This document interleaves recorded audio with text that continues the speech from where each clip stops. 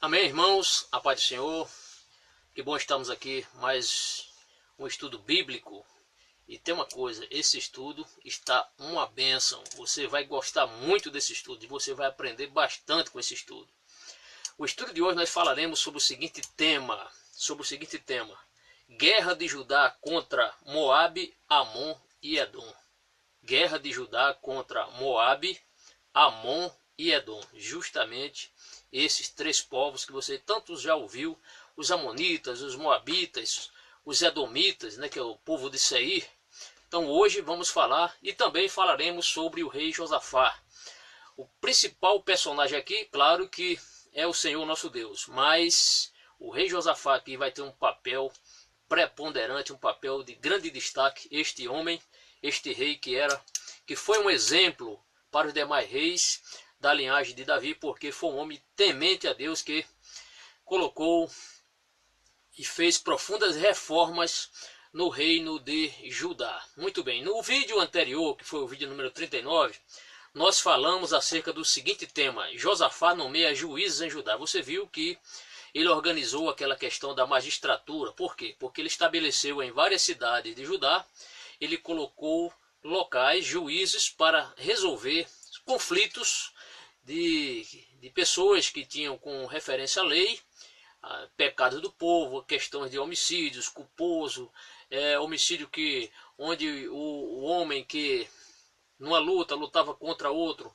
e um deles era atingido, quem tinha razão, quem não tinha, enfim, vários assuntos concernentes à lei, tá certo? Quando havia o crime culposo, quando havia o crime doloso, questões relacionadas aos estatutos, leis, mandamentos, enfim, não vamos entrar em detalhes. O que é mais importante é que o rei Josafá, ele já tinha feito reformas religiosas e agora ele faz reformas na área mais da magistratura, né? Estabelecendo ali um Supremo Tribunal de Justiça para julgar atos concernentes à lei ali em Jerusalém, uma espécie de tribunal superior, ou seria um tribunal de apelação. Então este homem chamado Josafá foi um rei muito dos mais importantes do reinado de Judá. Então hoje vamos falar sobre esta guerra de Judá contra Moabe, Amon e Edom. Olha, você vai aprender bastante, tenho certeza. Tem pontos aqui que talvez você leu a Bíblia e não prestou atenção a alguns detalhes que nós iremos falar para você. Espero que você edifique bastante a sua fé, que você valorize as experiências que você tem com nosso Deus, valorize as experiências, porque este homem, Josafá, foi um homem que resolveu colocar toda a sua fé no Senhor, e o Senhor lhe deu aqui um grande livramento, e você verá que além do livramento, Deus ainda lhe deu muitas coisas, não só para ele, mas também para o povo de Judá. O nosso estudo está baseado no texto de 2 Crônicas, capítulo 20, versículos de 1 a 30. Então, 30 versículos nós vamos trazer aqui para vocês, com elucidações, vamos ler aqui cada ponto que for relevante, vamos dar bastante destaque para você aprender a palavra do Senhor, tá bom? Então valorize a sua Bíblia, estuda a sua Bíblia, não meça esforços para estudar a Bíblia, tá certo? Leia, estude, compartilhe conhecimento, porque você vai estar passando os seus conhecimentos a outras pessoas que precisam entender a palavra do Senhor, nosso Deus. Esse texto não existe um paralelo em Reis. Essa narrativa que o cronista escreveu para a nossa edificação e para o conhecimento do povo de Judá, particularmente de Judá, as tribos do sul, as duas tribos do sul, a tribo de Benjamim e a tribo de Judá. Este fato não passou desapercebido pelo Espírito Santo que inspirou o cronista a escrever esse texto. Então é um texto que não adianta você procurar no livro dos Reis, porque esse texto só está escrito aqui no livro de 2 Crônicas. Aliás, 2 Crônicas, né? Segunda não, 2 Crônicas, porque não é carta, é livro. Então quero aqui destacar. 2 Crônicas, capítulo 20, versículos de 1 a 30. Vamos ao nosso primeiro versículo? Vamos lá. Então você verá que estes três povos que nós já mencionamos, os amonitas, os moabitas e os edomitas, uma espécie de coalizão, eles vão se juntar, medir esforços, eles vão, uma espécie de uma aliança estrangeira, eles vão se unir, esses três povos, para lutarem contra quem? Contra Judá. Contra o rei de Judá, que era o rei Josafá, claro, contra as duas tribos do sul. Veremos agora. Versículo 1. Tem uma Bíblia aí próxima a você, para você ir acompanhando à medida que nós iremos, que vamos debater passar aqui alguns conhecimentos. Se você tiver um exemplar, lhe fará muito bem, tá certo? O versículo 1 diz: e sucedeu que depois disso, os filhos de Moabe e os filhos de Amon. Então, Moabe e Amon são os amonitas e os moabitas. Esses dois povos têm uma origem, você está lembrado que é o principal, o antepassado dele, que através desse antepassado criou-se esses dois povos? Muito bem, então é Ló, certo? Ló, sobrinho de Abraão, através das suas duas filhas, né? Suas duas filhas, através daquele incesto, deram origem a esses dois povos, os amonitas e os moabitas. Os amonitas e os moabitas eram povos que ficavam a leste do rio, ali do Mar Morto, tá certo? Ficavam a leste do Mar Morto. Sendo que os amonitas ficavam um pouco mais ao norte e um pouquinho mais abaixo, ali no sul, ficavam então os moabitas. E um pouco mais abaixo ali, a sul do Mar Morto, ficava ali os edomitas, tá certo? Só para lhe situar, se você tiver um mapa, aconselho você dar uma olhadinha no seu mapa, você verá a Palestina e ali você verá de norte a sul o Rio Jordão, né? Lá em cima o Mar da Galileia, Rio Jordão, e um pouco mais embaixo você verá ali o Mar Morto, tá bem? Então os amonitas e os moabitas ficavam a leste do Mar Morto, para você entender melhor, tá certo? Hoje onde é a Transjordânia, esses povos estão lá, eram esses povos que habitavam nesta região. Então o versículo 1 diz: sucedeu que depois disso, os filhos de Moabe e os filhos de Amon, e com eles alguns outros dos amonitas,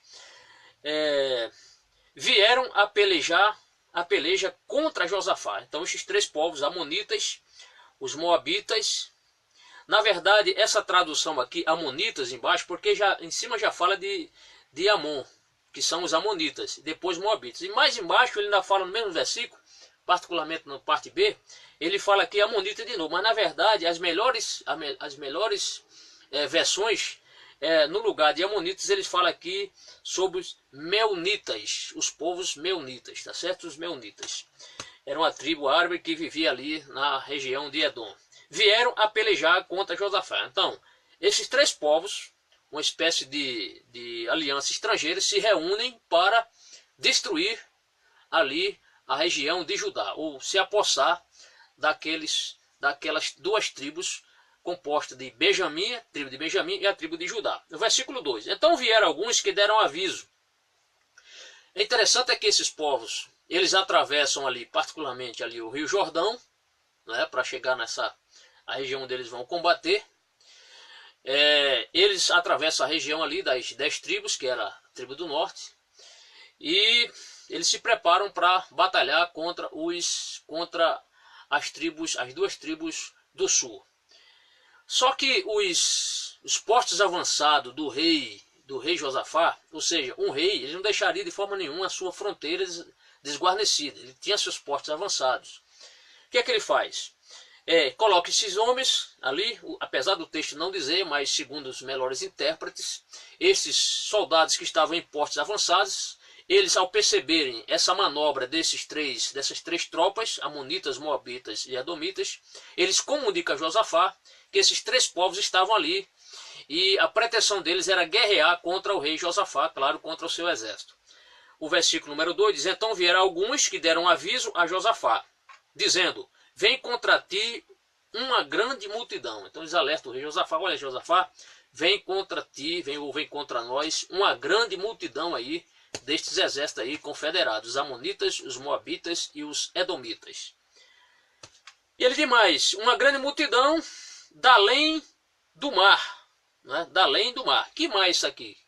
É o mar Mediterrâneo? Não, aqui é o mar Morto, tá certo? Ou seja, eles vinham da parte leste, os amonitas e os moabitas vinham do leste do mar Salgado, tá certo? E vinham ali também da parte sul, a parte sul ali do Mar Morto, ou Mar Salgado, né? O Mar Morto. Quem era? Esses seriam os meunitas, em algumas versões fala os amonitas. E demais, e eis que já estão em Hazazon Tamar. Então eles já estavam em Hazazon Tamar, que é em Engedi. Então Hazazon Tamar, que tinha o nome Engedi.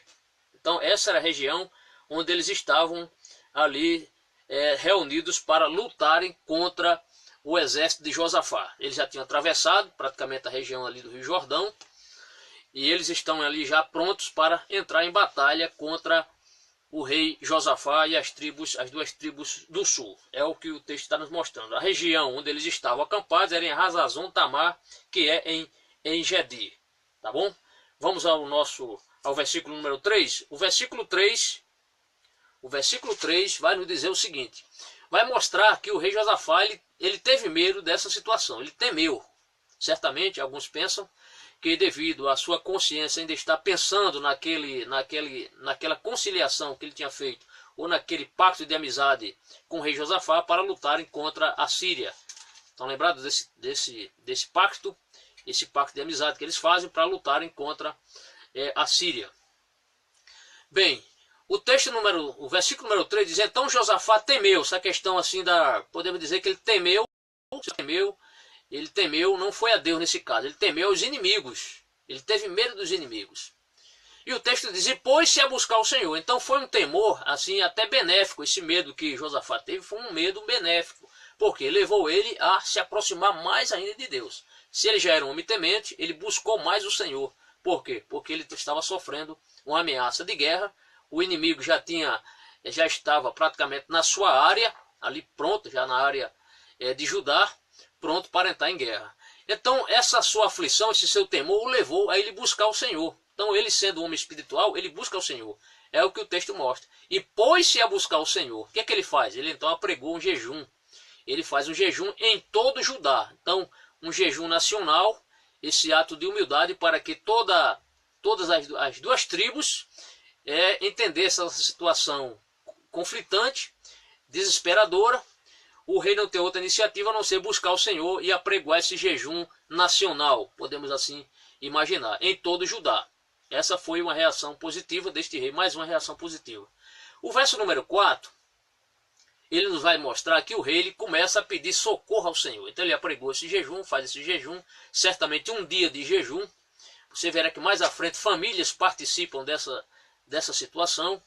E o texto continua no versículo número 4. E Judá se ajuntou. Então ele apregou, muitas pessoas saem das suas tribos, das suas famílias, deixando Benjamim e indo ali, descendo a região onde estava ali o rei, particularmente subindo a Jerusalém, eles vão para ali. Então há essa junção de pessoas das duas tribos, vão ali para a capital do reino, para Jerusalém. Então o texto diz: e Judá se ajuntou para pedir socorro ao Senhor.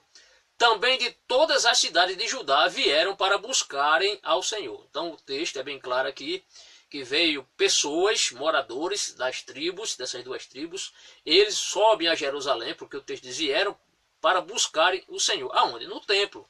E o texto vai nos mostrar isso. Então o povo se reúne em assembleia, após apregoar esse jejum, o povo sobe ali para Jerusalém, para estar próximo ao rei, para estar ali no templo do Senhor, e ali eles todos buscaram o Senhor com toda a altivez, com todo o desígnio, para que Deus tivesse piedade e misericórdia daquela situação. Lembrando que o exército, nós já vimos aqui em vídeos anteriores, em estudos anteriores, que o exército de Judá era um exército numeroso, na época de Josafá. Ele tinha cerca de 1.160.000 soldados, então era um exército forte. Mas era um exército que não era páreo para a quantidade de pessoas dos exércitos, os três exércitos juntos, os amonitas, os moabitas e os edomitas. Ele não teria a mínima condição, porque ele viu que o exército inimigo era bem superior a ele. Ele via que não teria, se Deus não o ajudasse, ele não teria como vencer aquela batalha. Mas vamos adiante. O versículo número 5, veremos aqui Josafá tomando aqui uma iniciativa. O texto diz: e pôs-se Josafá em pé na congregação de Judá e de Jerusalém, na casa do Senhor, diante do pátio novo. Então o rei Josafá, você sabe que os reis não eram autorizados a oferecer incenso, isso aí cabia ao sacerdote. Mas fazer uma oração e pregar a palavra era uma das atribuições dos reis de Israel e do rei de Judá também.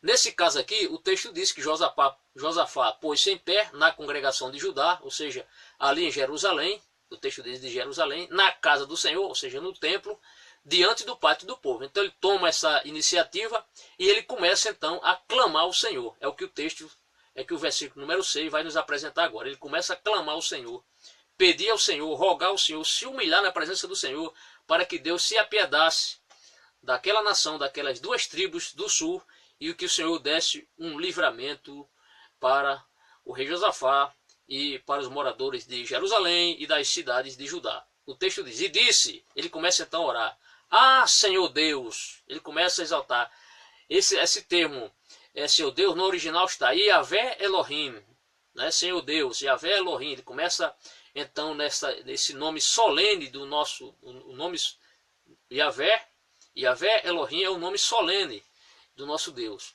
Então ele começa a dizer, ah, Senhor Deus, de nossos pais, porventura não és tu Deus nos céus? Ele começa a mostrar a magnificência do Senhor, o poder do Senhor.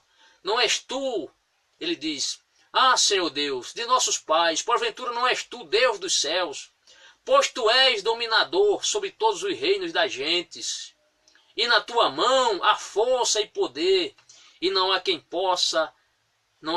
te possa resistir. Então ele começa a exaltar a pessoa de Deus, mostrando que aqueles inimigos que pretendiam lhe atacar, estavam na mão do Senhor, porque Deus era o dominador. Ele começa a mostrar aqui, enaltecer o nome do Senhor, glorificar o nome do Senhor, reconhecer que Deus Ele é quem reina, Ele é quem tem domínio sobre todos os povos. A sua oração era nesse sentido, de exaltar a pessoa de Deus. É como se ele quisesse chamar a atenção de Deus para aquela situação. E o versículo 7, ele prossegue. Porventura, ó Deus, Deus nosso, não lançaste tu fora, ou seja, não desalojaste os moradores desta terra, ou seja, os habitantes desta terra. Ele estava mostrando o quê? Que quando Israel estava saindo do Egito, e durante aquela peregrinação, o povo chega na Palestina, e ali o Senhor dá vitórias expressivas ao povo de Israel, naquela época era a nação de Israel, e o Senhor desalojou todos aqueles povos, aqueles moabitas, os amonitas, os edomitas, aliás, todos aqueles povos cananeus, sentiram o temor do Senhor. Israel teve várias vitórias, muitas vitórias ali, porque o Senhor desarraigou todos aqueles inimigos do povo de Israel, foram desarraigados, e agora está chamando, Senhor, são esses mesmos povos que no passado tu nos deste vitória, são eles que estão nos ameaçando novamente. É o que o texto está dizendo. Porventura, ó Deus nosso, não lançastes tu fora os moradores ou os habitantes desta terra de diante do teu povo, de Israel, e não adeste a semente de Abraão. Olha a questão do pacto abraâmico, ele trazendo isso à memória de Deus. É claro que Deus não precisava ser lembrado, mas ele reconhece isso. Ele diz, e não deste a semente de Abraão, teu amigo, para sempre. Então ele está mostrando aqui, Senhor, tu deste isso à raça de Abraão, ao povo de Abraão. Nós somos os descendentes de Abraão, Senhor. Então ele está trazendo o pacto de Abraão, a memória de Deus, para que Deus se apiedasse dele e desse esta vitória.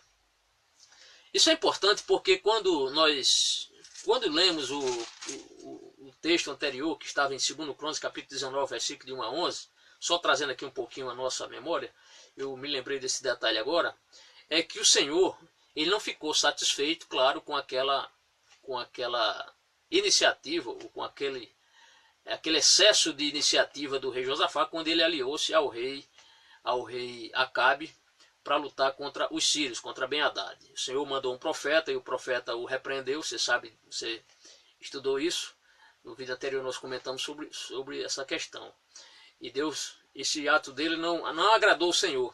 Quando o Senhor diz assim, devias tu ajudar o ímpio e amar aqueles que ao Senhor aborrece, por isso virá sobre ti uma grande ira da parte do Senhor.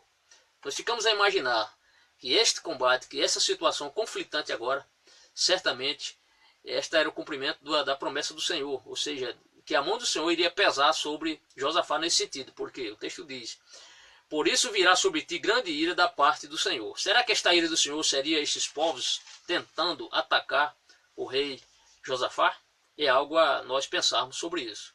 Então aí prossegue o versículo número 8. Então ele continua dessa sua oração, na verdade do versículo 6 até o versículo 10 é uma oração do rei Josafá, e ele continua. Então ele termina dizendo: e não deste a semente de Abraão, teu amigo, para sempre. Aí o verso 8. E habitaram nela e edificaram nela o santuário ao teu nome, dizendo, ou seja, Senhor, esta foi a terra que tu nos deste, tu desarraigaste os teus inimigos. Aqui, Senhor, nós construímos uma casa para ti, ou seja, um templo para nós adorarmos a ti. O texto diz aqui, nela um santuário ao teu nome, dizendo, tudo isso ele falando, ele orando, conversando com Deus. E ele diz no versículo 9, se algum mal nos sobrevier, espada, ou seja, guerra, juízo, que é punição, peste ou fome, nós nos apresentaremos diante desta casa e diante de ti. Certamente ele estava se lembrando aqui da oração de Salomão, na inauguração do templo, quando Salomão ora ao Senhor, diz, Senhor, quando estivermos em conflito, volta-te para cá, para este lugar, nós oraremos a ti, nós invocaremos o teu nome e tu irás nos livrar. Certamente ele estava se lembrando desta passagem aqui da inauguração do templo, na gestão de Salomão. Então ele está dizendo, Senhor, se algum mal, né, nos sobrevier, ou seja, se alguma desgraça nos sobrevier, espada, ou seja, guerra, juízo, que fala de punição, peste ou fome, nós nos apresentaremos diante desta casa. Nós nos apresentaremos diante desta casa e diante de ti, pois teu nome está nesta casa, ou seja, neste templo, e clamaremos a ti na nossa angústia, e tu nos ouvirás e livrarás. Então ele tinha essa certeza que aquela oração que Salomão fez no ato inaugural do templo, esta palavra estava de pé. Aquela oração de Salomão foi suficiente para ele crer que o Senhor faria desta forma, para responder aquela oração de Salomão. Sempre que eles estivessem em conflito e eles fossem ali do templo e clamassem ao Senhor, o Senhor se voltaria para eles e iria ajudá-los. Esta era a principal sustentação do motivo deste homem temente a Deus, o rei Josafá, fazer uma oração ao Senhor neste momento de desespero, porque ele sabia que 3 fortes inimigos estavam ali em pé de guerra para lutarem contra o reino de Judá, ou seja, a tribo de Benjamim e a tribo de Judá. Então ele faz essa sua oração, mas ele continua, ele dizendo, versículo 10, agora pois, eis que os filhos de Amon e de Moabe, ou seja, os amonitas e os moabitas, e os das montanhas de Seir. Você sabe que os moradores, os habitantes de Seir, eram os descendentes de Edom, que era, quem era? Esaú, muito bem, Esaú. Ele diz, agora pois eis que os filhos de Amon e de Moabe, e os das montanhas de Seir, pelos quais não permitiste que passasse Israel, quando vinham da terra do Egito, mas deles se desviaram e não os destruíram. Ou seja, o Senhor, ele dá uma promessa, o Senhor fala para Israel, quando eles passassem, isso está em Deuteronômio, vou ler já, daqui a pouco vou ler esse texto, dentro de pouquinhos segundos vou ler esse texto. Por quê?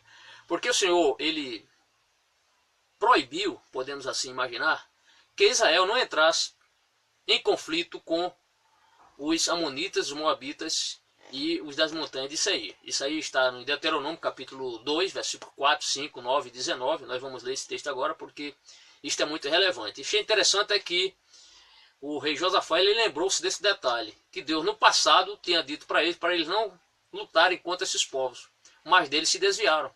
E realmente Israel se desviou desse povo. Só que agora eles estavam provocando Israel. Então Israel não foi mexer com eles. Israel não foi procurar entrar em batalha, em luta contra os amonitas, contra os moabitas, contra os da montanha de Seir. Não. Mas só que agora a situação se reverteu. Agora, na verdade, os provocadores dessa batalha não eram os israelitas, ou não eram os judeus, as duas tribos, mas eram os inimigos. Esse texto ele é relevante, e eu quero ler na palavra do Senhor, se você quiser abrir comigo a palavra de Deus, Deuteronômio capítulo número 2, diz o seguinte, vou ler aqui o versículo 4, 5, e depois o versículo 9 e o versículo 19. O texto diz assim, ordena ao povo dizendo, passareis pelos limites de vossos irmãos, os filhos de Esaú, que habitam em Seir. E eles terão medo de vós, porque, portanto, guardai-vos bem. Não vos entremetais com eles, porque vos não darei da sua terra, nem ainda a pisada da planta de pé, pois a Esaú dei por possessão a montanha de Seir.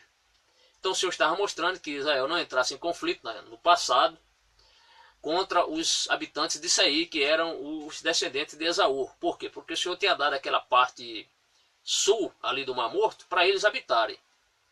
No versículo 9 diz assim: então o Senhor me disse, não moleste Moabe, e não contendas com eles em peleja, porque te não darei possessão da sua terra, pois dei Ar em possessão aos filhos de Ló. E o versículo 19 diz: e chegarás até defronte dos filhos de Amon, não os molestes, e com eles não contendas, porque da terra dos filhos de Amon te não darei possessão, porquanto os filhos de Ló tenho dado por possessão. Ou seja, a parte leste do Jordão, os israelitas, onde estavam os amonitas, os moabitas, e um pouquinho mais ao sul do Mar Morto, estavam ali os habitantes da montanha de Seir, que era os descendentes de Esaú. O Senhor então proíbe que eles tomassem essas terras. Só que agora, nesta oração, Josafá, ele pensando nessa situação, está mostrando ao Senhor: Senhor, a tua palavra nos diz isso, que nós não iremos entrar em conflito com eles. Só que agora eles estão entrando em conflito conosco. E ali ele pede para o Senhor ter misericórdia deles e dar livramento a eles. No versículo número 11, ele diz assim: eis que nos dão o pago, vindo para lançar-nos fora da herança que nos fizeste herdar. Ele estava dizendo: olha, Senhor, essa situação é injusta. Nós não mexemos com eles, mas eles agora estão nos provocando para entrarmos em guerra. Eles agora querem tomar essas terras aqui, onde nós estamos, para tomar a nossa herança, a herança que deste a Abraão. Então ele estava mostrando ali, pedindo a Deus, para Deus resolver aquela situação, em oração.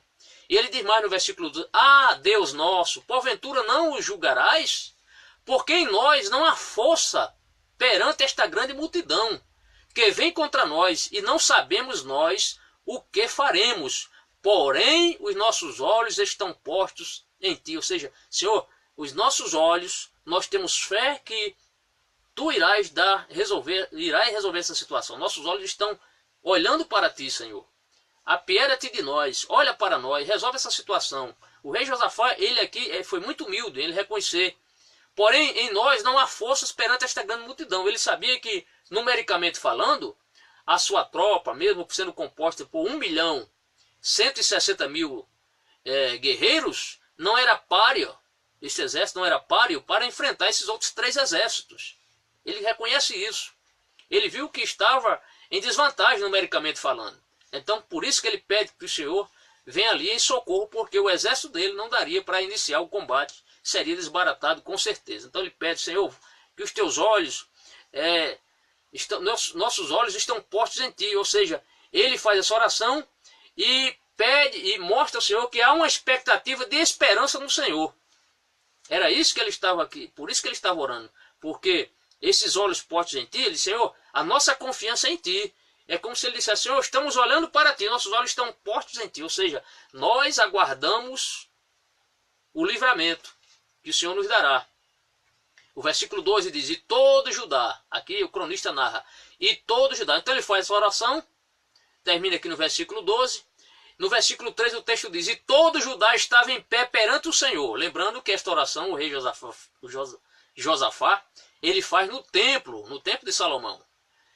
E todo Judá estava em pé perante o Senhor, como também as suas crianças, as suas mulheres e os seus filhos. Ou seja, as famílias estavam ali reunidas, fazendo parte desse culto a Deus. Não deixou de ser um culto. Esse culto, na verdade, foi um verdadeiro clamor, onde o rei Josafá toma a iniciativa de clamar, de orar ao Senhor. E ele é imitado pelas famílias que estão ali, pelas crianças que estavam ali. Certamente ele pediu para as crianças e os pais levarem seus filhos, apesar do texto não dizer, mas vemos aqui a presença dessas crianças, certamente ali para o Senhor também ter misericórdia daquelas crianças, olhar para aquelas crianças inocentes. E o texto diz que nessa hora que, quando o rei Josafá termina a sua oração, o texto mostra a Deus já começando a agir, porque o Senhor ouviu a oração de Josafá. Como é bom orar e o Senhor responder ao Senhor. Meu irmão, se você tem algum conflito na sua vida, confie no Senhor, ore e com certeza o seu Deus há de se levantar para lhe ajudar. Confie. Veja só que livramento o Senhor começa a dar ao rei Josafá. Então Josafá orou, aí Deus vai usar quem? Vai usar uma pessoa lá no meio dessa reunião, alguém que está no meio deste culto, entre os moradores de Jerusalém, e vai usar esse homem em profecia. Veja como diz a profecia do Senhor. Mas antes vejamos. O versículo 14. Então veio o Espírito do Senhor, veja só, veio o Espírito do Senhor, o Espírito do Senhor veio no meio da congregação sobre Jaaziel. Jaaziel era um levita. Aliás, fazia parte da família aqui de Asaf. Veremos que é um homem, era um cantor, um dos cantores, um levita, cantor da família de Asaf. E o cronista, ele, para dar mais importância a essa narrativa, ele mostra aqui que este homem, ele tinha uma genealogia. Sempre que você estiver lendo a Bíblia e no texto está narrado fulano, filho de Beltrano, filho de Cicrano, assim por diante, é para dar mais ênfase e mostrar que aquele personagem realmente ele existiu. Então nunca despreze esses textos que às vezes a gente passa por cima muito rápido. Fulano gerou Cicrano, gerou Beltrano. Geralmente a tendência é passar logo por cima. Parece que não nos interessa muito, mas isso é importante. E o cronista, sabendo que esse fato foi verídico, real, que realmente aconteceu, ele fez questão de anotar na sua narrativa, no livro das crônicas, alguns personagens que fizeram parte da família deste homem chamado Jaaziel. Então não despreze nenhuma genealogia. Então o texto diz, então veio o Espírito do Senhor, no meio da congregação, não era alguém que estava longe do culto, mas era alguém que estava no meio do culto. Por isso que é importante você estar no culto, adorando a Deus, não fique fora da igreja, mas esteja dentro da igreja, porque o texto diz que o Espírito do Senhor veio no meio da congregação sobre Jaaziel, filho de Zacarias, filho de Benaías, filho de Jeiel, filho de Matanias, levita dos filhos de Asaf. Ou seja, era um homem levita dos filhos de Asaf. Você sabe que a família de Asaf era uma família de cantores, eram levitas que tinham também este importante encargo e cargo de louvar o Senhor ali no templo. Então este Jaaziel foi alguém que realmente existiu, e o cronista fez questão de colocar aqui alguns dos seus antepassados, ou alguns dos seus ancestrais. Aí vem a profecia, versículo 15. Preparado aí para ouvir a profecia, a bênção, a resposta à oração do Senhor, diante daquela situação conflitante. Veja o que diz o versículo 15. E Jaaziel disse, dai ouvidos todo Judá, e vós, moradores de Jerusalém, e tu, ó rei Josafá, agora ele fala para Josafá, e tu, ó rei Josafá, assim o Senhor vos diz, olha a profecia, não temais, nem vos assusteis, por causa desta imensa multidão. Na minha Bíblia diz grande multidão, mas no original significa imensa. Imensa multidão, pois a peleja não é vossa, senão de Deus. Que maravilha! O homem aqui, o Espírito do Senhor, inspira esse homem chamado Jaaziel para acalentar o coração do rei Josafá, para ele ficar tranquilo, porque esta peleja não era de Judá, essa peleja não era de Josafá, esta peleja era do Senhor. Então Deus usou o profeta para tranquilizar. Ele disse, não temais, nem vos assusteis por causa desta grande ou imensa multidão, pois a peleja não é vossa, senão de Deus. E aí o Senhor começa a dar estratégia, o Senhor começa a revelar já os planos do inimigo. Isso aqui é importante, porque num combate, numa guerra, quando um exército tem informações relevantes, importantes sobre o inimigo, isso aí já traz para aquele exército grandes informações, já traz para o exército uma grande vantagem. E ali o Senhor já começa a mostrar os planos do exército, onde eles estavam, o que estavam fazendo, revela então para o rei Josafá. Olha o que diz o versículo 16, amanhã, descerei contra eles, eis que sobem, então amanhã ele está dizendo amanhã, ou seja, o dia depois do jejum, ele estava em jejum neste dia, no outro dia, o pós-jejum, tá certo? Terminado o jejum, o texto diz, amanhã descereis contra eles, e eis que sobem pela ladeira de Ziz, ou seja, pela encosta de Ziz, certo? Que ficava ali a sudoeste de Jerusalém, sudeste de Jerusalém. E os achareis no fim do vale. Então o Senhor estava mostrando que eles iriam subir amanhã pela ladeira de Ziz, certo? Que ficava a sudeste de Jerusalém. E o achareis no fim do vale, até o local onde eles iriam encontrar esses exércitos, o Senhor mostra. O achareis no fim do vale, ou seja, na extremidade do vale, diante do deserto de Jeruel. Deserto de Jeruel, que ficava ali a oeste do Mar Morto, entre Tecoa e Engedi. Então o texto diz: e o achareis no fim do vale, diante do deserto de Jeruel. Então o Senhor mostra como as tropas estavam se movimentando no terreno, onde eles iriam encontrar os exércitos inimigos. O Senhor revela. O Senhor revelou para Josafá, revelou para Jaziel, que falou para o rei Josafá. Aí o versículo 17, o Senhor novamente ratifica o que tinha dito antes, que a peleja não era deles, era do Senhor. O texto diz: nesta peleja não tereis de pelejar, ou seja, não tereis de combater. Então imagine um exército só contra 3. E agora o Senhor está dizendo que nesta batalha eles não iriam pelejar. Como é que eles iriam vencer sem pelejar? Mas essa é a estratégia divina. O texto diz: nesta peleja não tereis de pelejar, ou seja, não tereis de combater.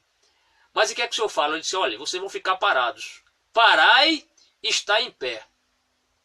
E vede a salvação do Senhor para convosco. Então o Senhor está dizendo: olha, nesta batalha vocês não vão pegar em armas.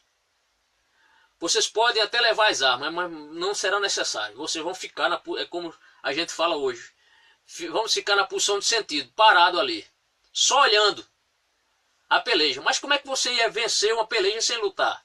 Mas aí está a estratégia de Deus. Aí está o livramento do Senhor. Acompanhe comigo. Nesta peleja não tereis de pelejar, ou seja, não tereis de combater, não tereis de lutar. Parai, ou seja, Deus disse: fiquem parados, vocês vão ficar estáticos, parados, só assistindo. Estai em pé e vede a salvação do Senhor para convosco. O Senhor não mandou nem ele se deitar no terreno para se camuflar, não. Mas fiquem de pé. É como se Deus estava dizendo assim, me permite essa expressão, é como se Deus estivesse dizendo: vou levar vocês para assistir um filme de guerra. Vocês vão ficar parados assistindo. É claro que isso aqui eu estou fazendo um certo exagero, mas só para dar mais ênfase, para que você compreenda. Ou seja, Deus estava conduzindo o exército, só que o exército não ia lutar, o exército ia ficar parado. Qual é o exército do mundo que combate parado? Nenhum exército do mundo. Mas o exército do Deus vivo, quando Deus promete, o Senhor cumpre. E você verá como este exército conseguiu vencer outro exército, o exército estando parado, um exército estando com as suas armas ali, todas elas, a espada na bainha, as lanças na mão do soldado, o arco e a flecha, tudo guardado, e eles só assistindo ali. Por quê? Porque Deus é um Deus que promete e cumpre. Então o texto diz: ficai em pé e vede a salvação do Senhor para convosco. Esta era a estratégia de Deus. Continua. E ele diz ainda: ó Judá e Jerusalém, não temais, nem vos assusteis. Amanhã, aqui o profeta ainda sendo usado, o profeta é Jaziel. Aliás, nem profeta o texto diz que ele é, mas era um homem que estava lá no templo. Alguns dos melhores intérpretes afirmam que ele era profeta, mas o texto não nos diz, mas diz apenas que era um homem que estava no meio da congregação. Então, continuando, vou ler o versículo 17 de novo para nós seguirmos toda a sequência. Nesta peleja não tereis de pelejar. Parai e está em pé, e vede a salvação do Senhor para convosco. Ó Judá e Jerusalém, não temais, não se assuste, nem vos assusteis, ou seja, não se apavore. Amanhã sair-lhes ao encontro, porque o Senhor será convosco. Então o Senhor está mostrando aqui que eles seriam não seriam instrumentos de guerra, mas apenas espectadores de um combate. E ali o Senhor diz: não vos assusteis, ou seja, não se apavore. Amanhã sair-lhes ao encontro, porque o Senhor será convosco. Então o Senhor garante, através do profeta, que amanhã começaria esse movimento dessas tropas, da tropa de Judá, para aquela região que o Senhor já tinha determinado que eles ficassem, porque ali o inimigo já estava os esperando. No versículo 18, aí nós vemos aqui qual foi a iniciativa de Josafá quando ele ouviu aquela profecia de promessa de vitória dada pelo Senhor a Jaziel. O que é que você imagina qual foi a atitude de Josafá? A atitude de Josafá foi uma atitude de adoração. Ele se prostra quando ele escuta aquela promessa, onde o Senhor lhe promete e lhe dá vitória. E, além do mais, o seu exército não ia combater, ou seja, os soldados não ficariam cansados.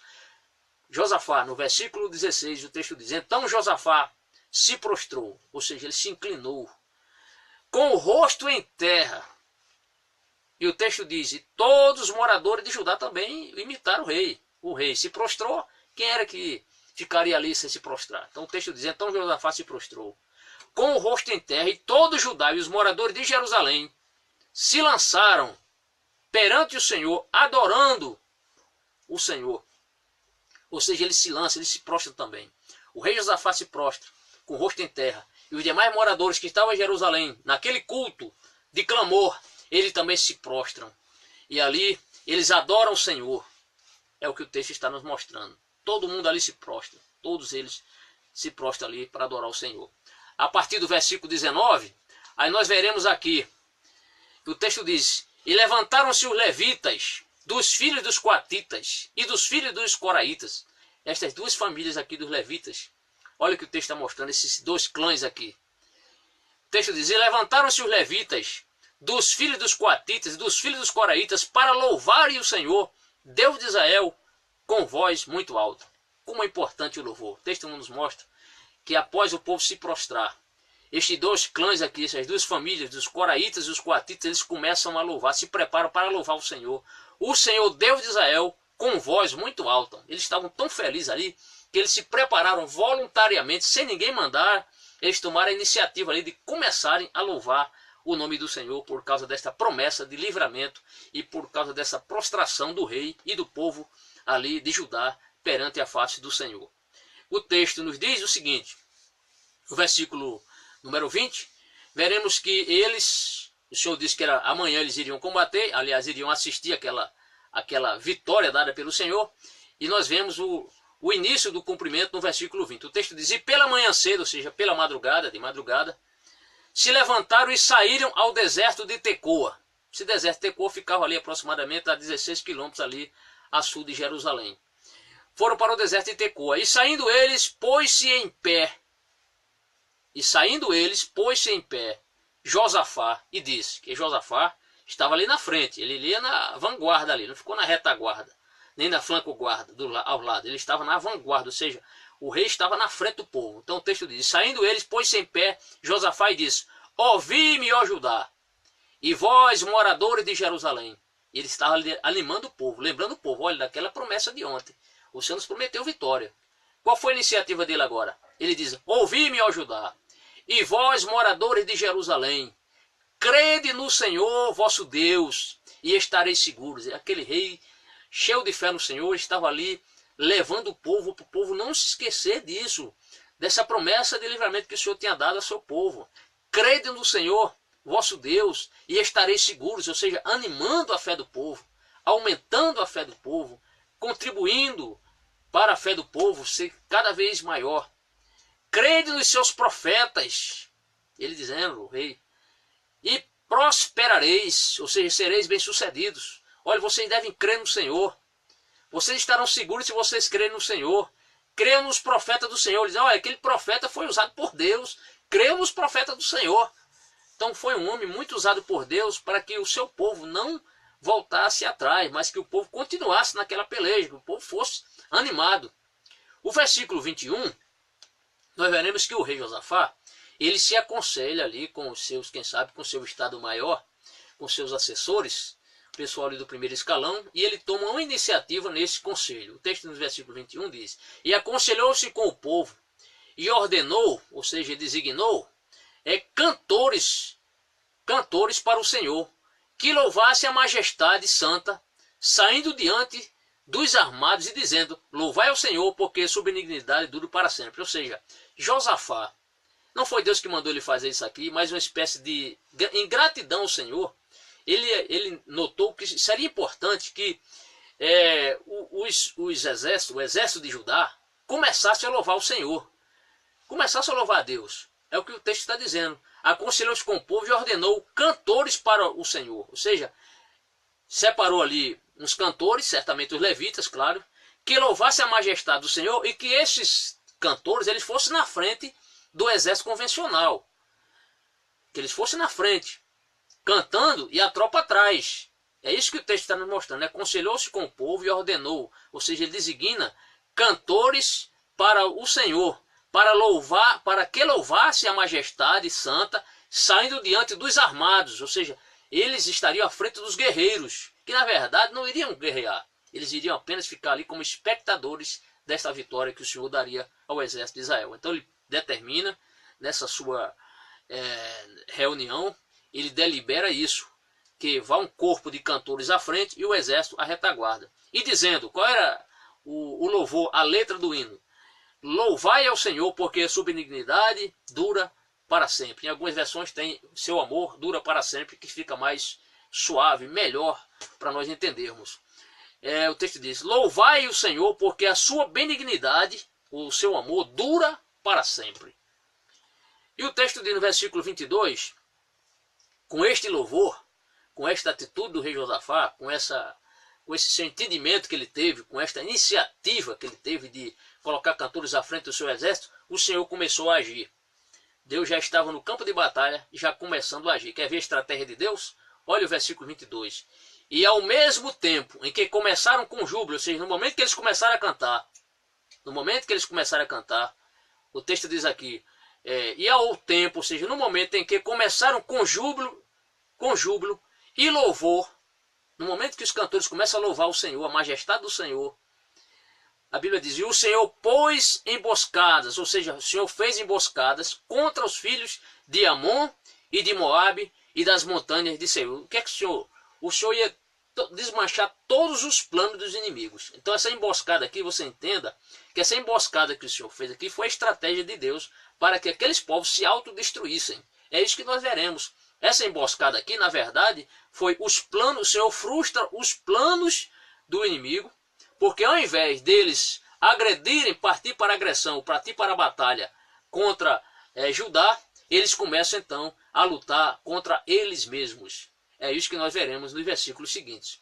Então o texto diz, ao mesmo tempo que começaram com júbilo e louvor, o Senhor pôs emboscadas, ou fez emboscadas, contra os filhos de Amon e de Moabe, ou seja, contra os amonitas, contra os moabitas e os das montanhas de Seir, que vieram contra Judá e foram desbaratados, ou seja, foram derrotados.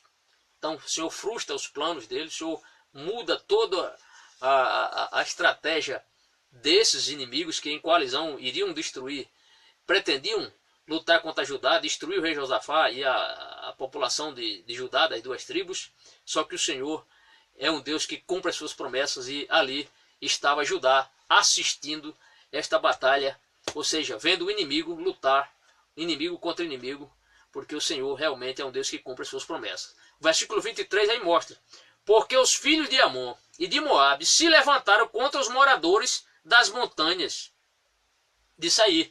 Então esses dois povos, os amonitas e os moabitas, eles ao invés de lutarem contra Judá, eles agora se voltam contra os moradores das montanhas, que eram os edomitas, que habitavam nas montanhas, ou nas montanhas de Seir, para os destruir e exterminar, ou seja, para aniquilá-los. E acabando eles com os moradores de Seir, ajudaram uns aos outros a destruir isso. Então os amonitas e os moabitas, ao invés de atacarem Judá, eles atacam os moradores da montanha de Seir, que eram os edomitas. Quando termina isso, agora começam aqueles dois exércitos que se juntaram para destruir os moradores de Seir, agora se voltam um contra o outro. Então eles se unem para se autodestruírem. É o que o texto está mostrando aqui. Então, para os destruir e exterminar. E acabando eles com os moradores de Seir, ajudaram uns aos outros a destruir. Ou seja, eles não estavam mais lutando contra o inimigo que seria Judá. Aliás, nem lutaram contra Judá, mas agora eles estavam voltando-se um contra o outro. Eles se destruíram, lutaram contra eles mesmos. Então vejam como o Senhor frustrou os planos do inimigo. Eles se autodestruíram lutando amonitas contra Amon e Moabe, ou seja, amonitas e moabitas lutando agora entre eles. Então, para a sua própria ruína, eles estavam lutando ali, ou seja, uma autodestruição.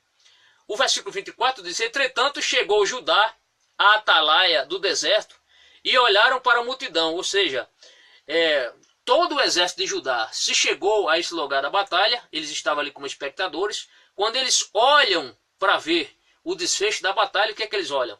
Eles veem ali que todo o exército está ali, totalmente, os cadáveres estavam expostos ali já, todos no chão. Então quando o exército de Judá, o texto diz, entretanto chegou a Judá, quando chegou Judá naquela posição, eles olham olham para aquela multidão, daqueles exércitos que estavam lutando, e eis que eram corpos mortos, ou seja, cadáveres que jaziam em terra, e nenhum escapou. Então foi um massacre ali, um massacre mútuo. Este exército de Moabe luta contra os amonitas, contra os moabitas, se autodestruíram. O exército de Judá, que estava parado, eles olham para esse quadro aqui e eles veem o cumprimento da promessa do Senhor, onde eles não teriam que batalhar, mas o Senhor daria essa vitória, e isso realmente acontece. O texto diz assim, versículo 25: vieram Josafá e o seu povo para saquear os despojos.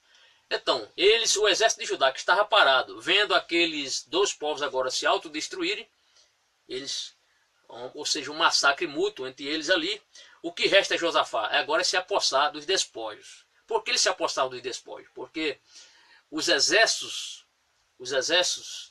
de antigamente, desse tempo, não eram remunerados, ou seja, o soldado não era remunerado pelo governo. Como era que o soldado ele conseguia algum lucro? Quando ele entrava em batalha, quando ele, lutando, ganhasse a guerra, era seu direito ele despojar o inimigo, ou seja, tudo que ele achasse de valor, que tinha algum valor, ele poderia se apossar de armamento, de objetos, objetos preciosos, enfim, a armadura do soldado, dinheiro do soldado, moedas, quem sabe naquela época já havia. Ele, por direito, ele poderia confiscar para ele, porque aquilo ali era despojo de guerra. Era dessa forma que os soldados eram remunerados, quando eles lutavam. Por isso que as batalhas eram ferrenhas, porque era praticamente uma luta pela sobrevivência. Então eles lutavam ali, davam a sua vida pela batalha. Por quê? Porque eles sabiam que se ganhasse a guerra, eles poderiam pegar aqueles despojos, e ali seria a sua recompensa, ou seja, o soldo do soldado, o salário do soldado. Era nessa situação, ele ir para a guerra e conquistar a batalha. O texto no versículo 25 nos mostra aqui que os despojos foram, muitos despojos, eles passaram cerca de 3 dias só recolhendo os despojos, objetos valiosos. Alguns comentaristas dizem que tinha muito gado ali, e gado, tinha muitas fazendas. Então o versículo 25 diz: e vieram Josafá, ou seja, Josafá faz um avanço, ele sai daquela posição onde ele estava parado assistindo esses inimigos se destruírem, se autodestruírem. O texto diz: e vieram Josafá e o seu povo para saquear os despojos, e acharam neles fazenda e cadáveres em abundância, como também objetos. Então quando você lê fazendas aqui, você pode entender aqui que lá tinha gado, vestes, armamentos. E o texto diz mais: objetos preciosos, certamente prata e ouro, que estavam no... Aí você diz: mas como é que esse soldado? Esse soldado levava ouro e prata para a guerra? Certamente eles já vinham em alguma batalha, certamente já tinham, quem sabe, apesar do texto não dizer, mas estas riquezas que eles tinham, é provável que tenham sido fruto de algum outro combate anteriormente, que eles tinham entrado em batalha e tinham conseguido esses objetos. Então o texto diz que vieram Josafá e seu povo para saquear os despojos, e acharam neles fazenda e cadáveres em abundância, como também objetos preciosos, prata, ouro, e tomaram para si tanto que não podiam levar mais, ou seja, eles se apanharam mais do que o que podiam, mais do que era suficiente. O texto diz assim, que não podiam levar mais. 3 dias saquearam o despojo, então eles passam 3 dias saqueando o inimigo, ou seja, eram 3 exércitos, praticamente os edomitas, os moabitas, os amonitas, tinham muitos despojos, muita coisa ali preciosa, de valor, e ali eles passam 3 dias só juntando e recolhendo. Eles juntam mais do que eles podiam carregar. É o que o texto está nos mostrando aqui. Então apanharam mais do que podiam, a bênção foi muito grande. O versículo 26 diz: e ao 4º dia se ajuntaram no vale de Beraca.